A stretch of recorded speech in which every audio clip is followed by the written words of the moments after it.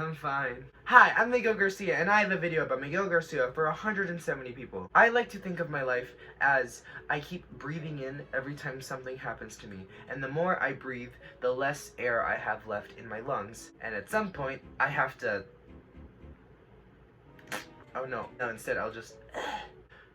So, if you read the title, yes, this happened to me. Not gonna lie, the second it happened to me, the first thing that came to my mind was, I could make a video out of this. Because you know what? As long as I don't say the company's name and the people involved, they can't sue me because that's not enough evidence to make a valid case. That being said, I was unjustly fired, and I fully stand by that statement. Anyway, let's start at the very beginning. When COVID was happening, I realized that I would have a lot of free time, especially since I knew I would be going to school only once a week, or even no times a week. So the original plan was to get community service hours because I needed some. And so I went to a couple of places and asked if they could give me community service hours. The first place I went to was an animal shelter, and they said that they could give it to me, but they never contacted me ever again. That's a shame. I would have loved being there. And then I went to a guitar store because I like music and I like sounds. I thought it'd be cool if I could work there. I don't know, maybe I could get a discount on something, you know what I'm saying? Yeah, that didn't happen either. I asked for community service hours and they said, yeah, we didn't do that here. Bummer, but what are you gonna do? And then finally, I went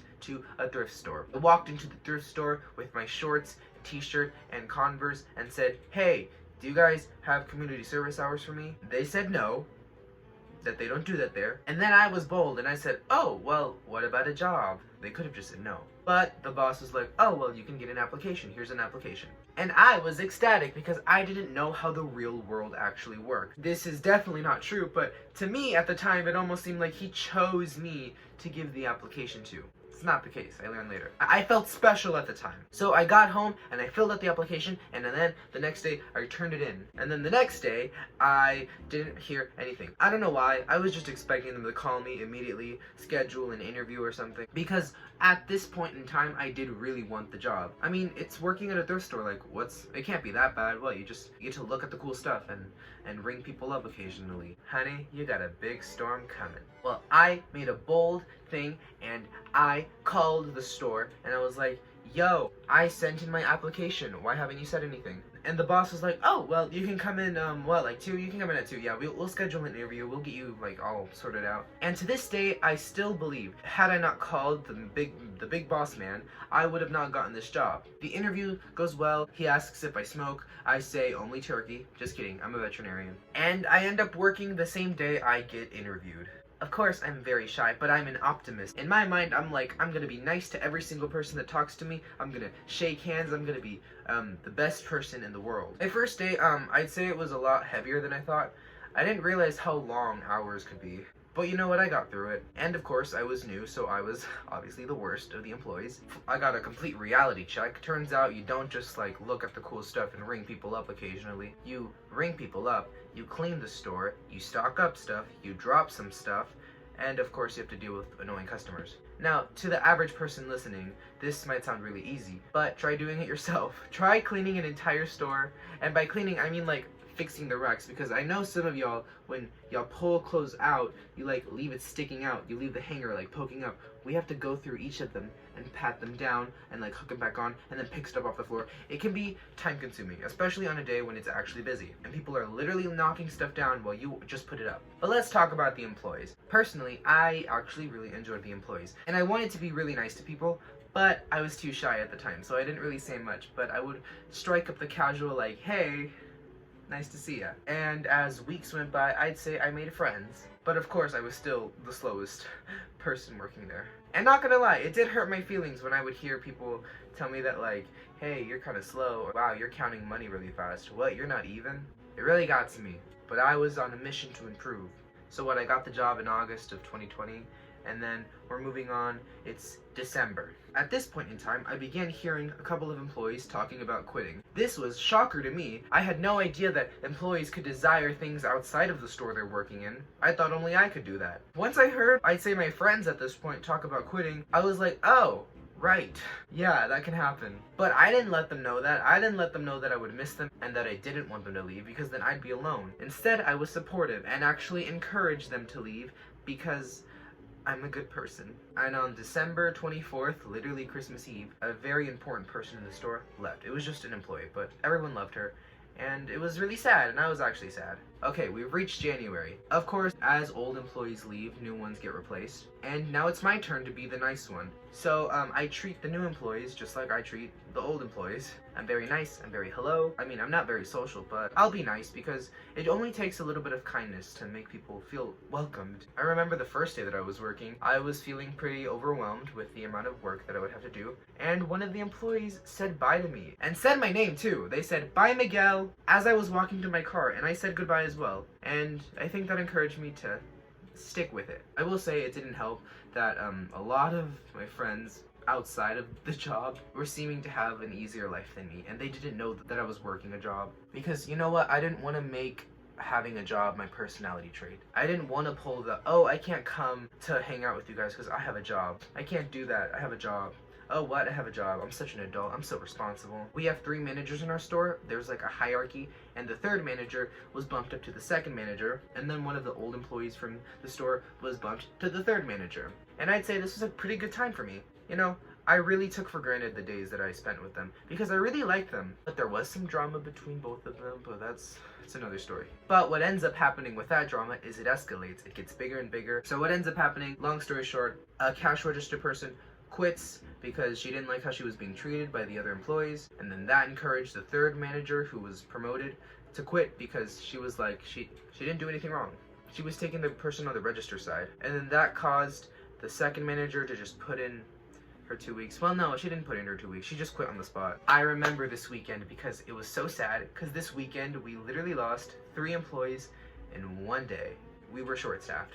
No, we lost 4 employees in one day. Well, I'd say 4 employees in like 3 days, because like, we lose the cashier lady, and then the 3rd manager puts in her 2 weeks. 2 weeks later, she quits. The same day, the 2nd manager quits. And then that same day, another friend of mine quits. Great. Miguel is all alone at his job right now. I mean, I'm not going to say that I didn't have any people to talk to. I did, but the group of people I was talking to got fewer and fewer. And the downfall of my story at the thrift store was coming to ahead. We got a new 3rd manager. The 3rd manager was not very good at his job, and he would act like the world was coming to an end at all times. What I found weird is that he would constantly tell the employees that he also worked my position, which was register and the floor, and that he understood what it felt like to be me. This is very hypocritical, and I'll get to that.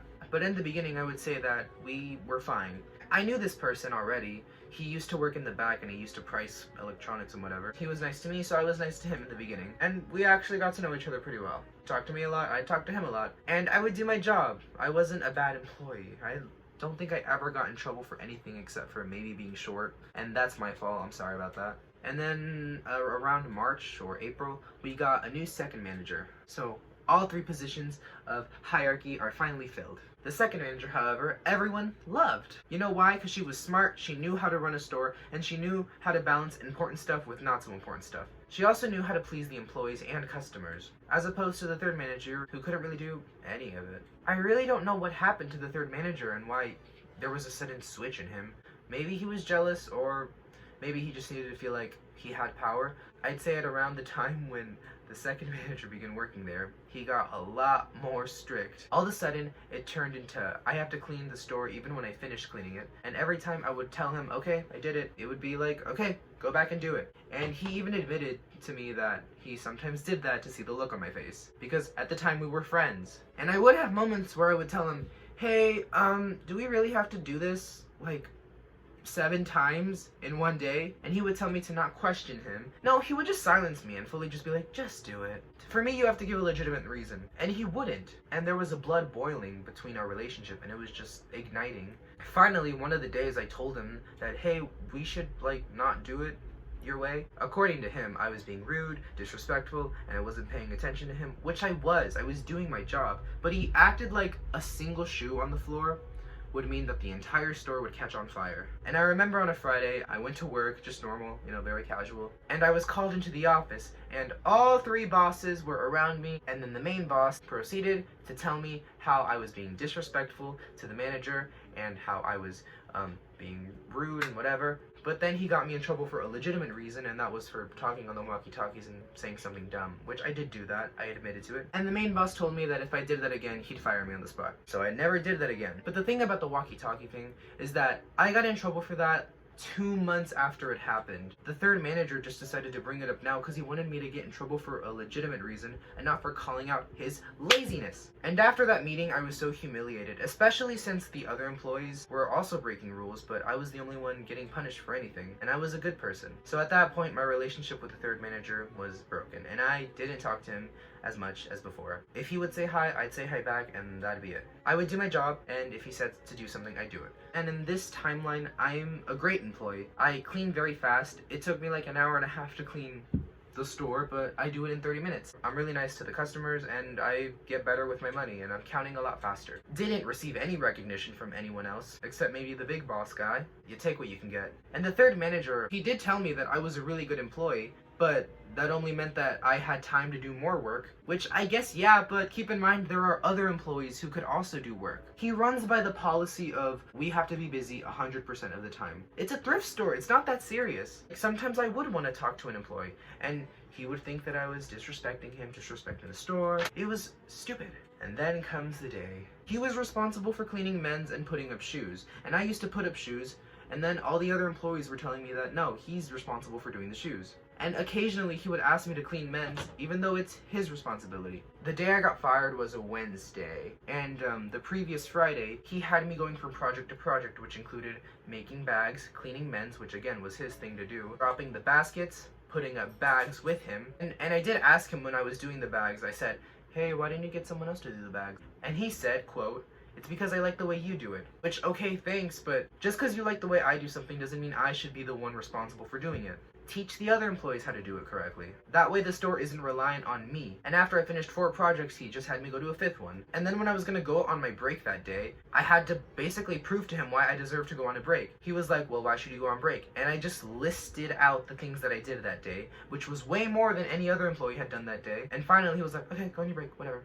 I shouldn't have to prove why I'm worthy of having a break. Legally, I'm supposed to be given a break, dude. But on that Saturday, he could see me getting visibly, annoyed. I should rightfully be annoyed. He has me doing a lot more work than anyone else. And then cut to the Wednesday that I got fired. He came up to me and a girl and said, hey, can one of you help me put up the shoes? And usually on a day like this, I finish my work very quickly, so I would have time. But today, I did not. I was already putting up 2 bins, and I had to clean all of women's. And plus, the shoes are something he's supposed to do anyway. And I said, hey, we're busy right now, but you can do the shoes. It's your responsibility. Also, it only takes one person to put up the shoes. I've done it myself. Other employees have done it by themselves. So I don't know why he can't do it. Also, if he doesn't do the shoes, exactly what else will he do? He could put prices on stuff, but it always takes him forever when the second manager finishes all of the pricing in 30 minutes. And another thing I will say is I was not the only employee who had a problem with the third manager. Every other employee in the store did not like the third manager, except for the boss, because the boss and the third manager were friends. This would not help my case, because after I told him that he could do it by himself, he came up to me personally after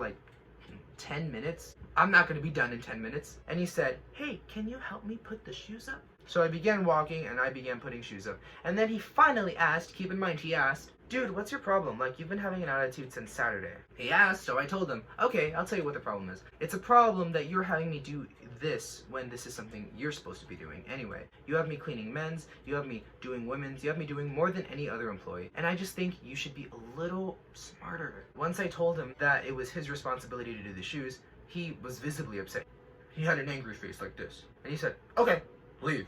I wasn't fired yet because he doesn't have the power to fire me. He just dismissed me from doing the shoes. And I walked to the women's section and I told another employee, I think I'm gonna get fired. And then I went to the register, because there's 2 registers, and I gave the first register his break, so now I was in charge of the register thing. And then the big boss man, I just see him randomly, which is a red flag because he already should have gone home. It's past 5. And then he came up to me and asked me to take out my register, and he took me to the office. He told me to take off my vest, and he asked me, so, you know what's happening, right? And I said, I have an idea. He told me to say what I said to the third manager because, again, they're friends. They're gonna look out for each other even if what's happening is unjust. And I told him that it was his responsibility to do the shoes. Because it was. And then the big boss man was like, did you really say that to him? And I'm already getting fired. Might as well get fired while trying to defend myself. So at that point I said, he's been on my back ever since that Saturday. He's been having me working harder than all the other employees, and I still get treated like crap. But he just cuts me off and says, nope, I was gonna give you a chance to defend yourself, but nah. Because again, they're friends. They're gonna look out for each other. I walked out of his office and I just looked at him and said, thank you for the opportunity. And I left. And of course I cried. I put so much effort, and this is all that I get in return. Again, especially since other employees break rules way more than I do. But I did text the employees that already quit, and I was like, just got fired. And of course, I love them so much. This made me feel so loved. They told me that that place is terrible, and that's their whole reason they left, is because they were also being treated unfairly. Maybe it was for the best that I got fired, because I could feel myself getting more and more angry with the way I was treated, and the more I was silenced. And one of my friends, the person that quit in December, told me something that really meant a lot to me, and she said that I got fired while fighting. I got fired because I stood up for myself. And that's how I'm gonna see it from now. Now it's time for Miguel's moral. I got a job because I felt the pressures of being an adult. And I felt my life getting tougher and tougher as the days went on, because I had to balance going to school and having a job. And it really began to bug me how other people had their life a lot easier. Other people could just ask for the day off. Other people could just still get paid without working, while everything I did always came with the consequences. And this type of mentality just really messed me up. And this all happened because I was just really nice to people, and I was really naive, and I always gave people benefit of the doubt. But the second I see past all the glitter, I see people's true colors, and it was best that I didn't get to see the full aura. The moral is, don't grow up. Enjoy every second you have of being a child. Because I feel like I lost a part of my innocence getting a taste of reality, and I don't want to have that aftertaste anymore. Okay, we're back to being silly. Farts. I think that just about does it for this week's video. Thank you all so much for watching this video, because I don't know why you wouldn't enjoy watching this video. Please like, comment, share, and subscribe, because I'm very desperate. And I'll see you all in the next one. This sweater is actually from the thrift store. Let's burn it.